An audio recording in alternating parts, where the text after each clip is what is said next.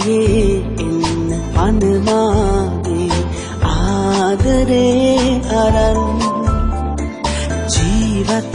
වෙන්න බෑවාගේ පාළුවේ තවත් කඳුලැල් මවානෙතේ මොනවාද අත්නුනේ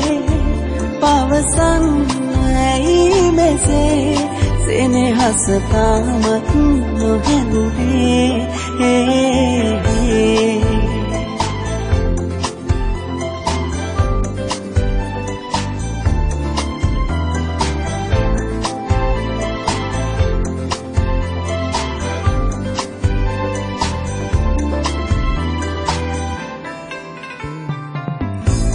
තනිකම මැදින් එදා සමනල් වටාමවා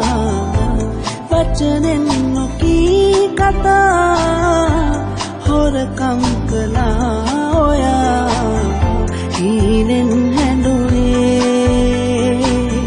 දුකටයි රහසේ